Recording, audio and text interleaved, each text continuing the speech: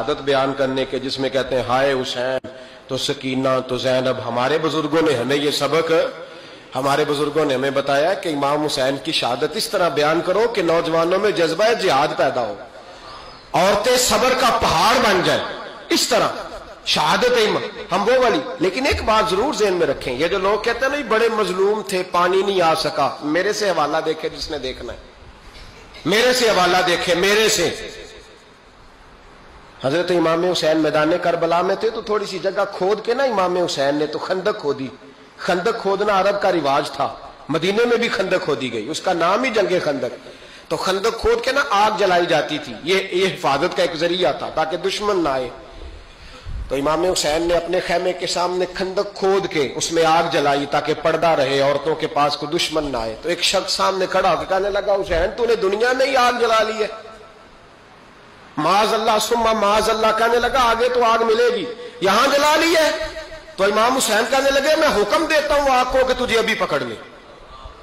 لوگ کہتے ہیں مظلوم تھے, میں حکم دیتا ہوں آگ کو تجھے ابھی پکڑ لے.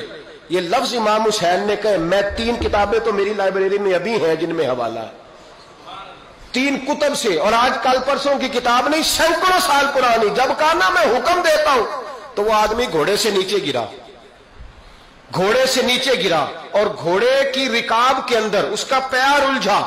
گھوڑا ڈر کے اتنا دوڑا کہ جا کے اس آدمی کو آگ میں پھینک دیا. امام حسین کے سامنے جل کے مر گیا. یہ حسین ابن علی ہے. یہ ابھی حکم دیتے تو فرشتے ابھی آ جاتے, یہ ابھی بات کرتے تو ساری دنیا کی فوجیں ابھی اکٹھی ہو جاتی, یہ ابھی حکم دیتے تو ابھی آ جاتے. اور سنو, اگر جناب اسماعیل کے لیے دمبا آ سکتا ہے تو وہ تو حضرت ابراہیم کے بیٹے تھے, اور یہ تو مصطفیٰ کی اولاد ہے, ان کے لیے کیا کچھ نہیں ہو سکتا. لیکن امام حسین نے پسند کیا تھا کربلا کے جہاد کو, اس کو پسند کیا تھا مولا علی نے, وہ اپنی پسند پہ تھے.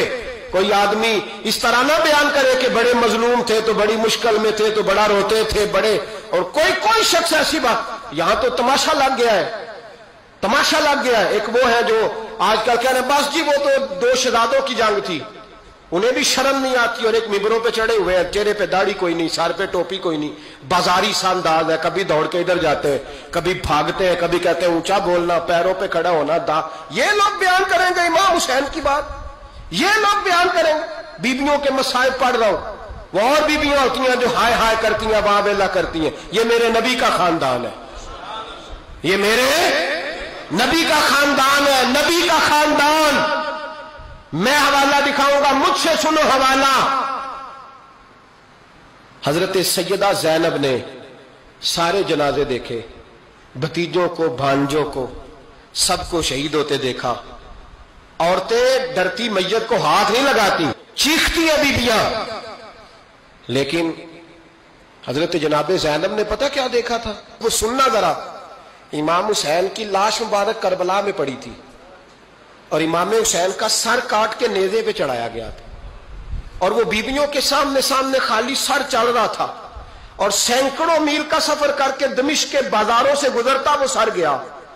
آج میں سر کی بات نہیں کرتا, سر کی.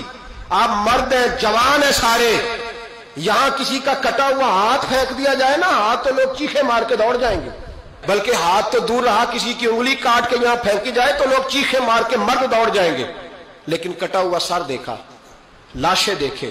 یزید کا دربار آیا, بی بی صاحبہ کو نا ایسے عورتوں نے اپنے حالے میں لیا ہے. سیدہ زینب وہاں بیٹھ گئی, تو جب بولا نا یزید دربار میں, کہنے لگا کہ دیکھو اللہ نے عزت والوں کو عزت دی, معاذ اللہ ثم معاذ اللہ.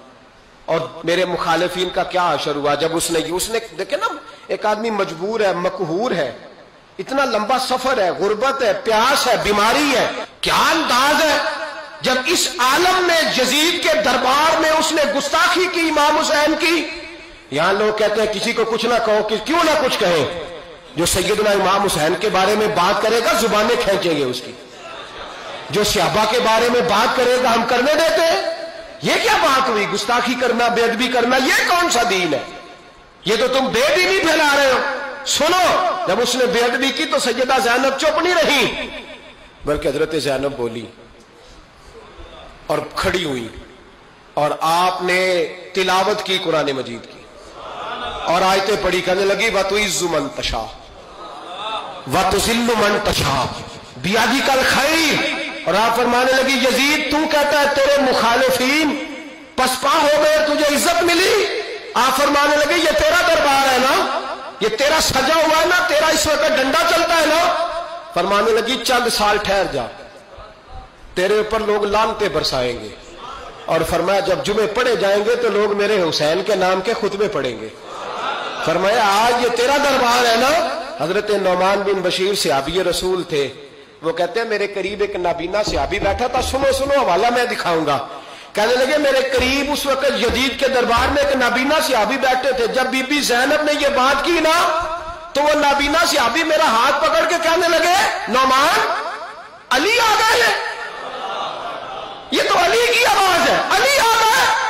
جبریل امی بول رہے ہوں جیسے، حکمت کے گوہر رول رہے ہوں جیسے، دربار دمشق میں وہ زینب کا خطاب منبر پہ علی بول رہے ہوں جیسے.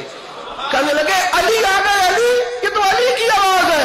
جناب نعمان بن بشیر کہنے لگے نہیں، علی جب بولتے تھے تو بڑا رنگ ہوتا تھا، ابھی تو زینب کھل کے بول ہی نہیں رہی، ابھی تو زینب ستائی ہوئی ہے، ابھی تو زینب زخم کھا کے آئی ہے، ابھی تو زینب پیاسی ہے. کاش زینب تر و تازہ ہوتی اور زینب خطبہ پڑھتی تو علی کی طرح گرجدار آواز نکلتی. یزید کے محل کانپتے، جبریل امی بول رہے ہوں جیسے، حکمت کے گوہر رول رہے ہوں جیسے، دربار دمشق میں بی بی زینب کا خطاب منبر پہ علی بول رہے ہوں جیسے. وہ مسکینوں کی طرح منتیں نہیں کر رہے تھے، ہائے پانی ان کا مزاج ہی نہیں تھا، بلکہ وہ دلیر لوگ تھے، دلیر، اور بر موقع بر محل بولتے تھے. یزید آیا دربار میں، جب یہ سارا قافلہ وہاں پہنچا تو یزید دربار میں آیا، اور جب وہ دربار میں آیا تو بادشاہوں کا طریقہ ہے، گاڑیاں، اب ہمارے بادشاہوں نے روٹر والی گاڑیاں رکھی ہوئی ہیں، وہ یوں چلتی ہیں، شور ہوتا ہے پیچھے. اس زمانے میں کہا جاتا تھا با دبا ملاحظہ ہوشیا، پیچھے ہٹ جاؤ، نعرے لگنے لگے. تو یزید کا ایک ناخلف بیٹا امام زین العابدین سے کہنے لگا تیرا باپ کہاں ہے؟ دیکھ یہ میرے باپ دادا کے نعرے، دیکھ میرے باپ کے نعرے، تیرے کدھر ہے؟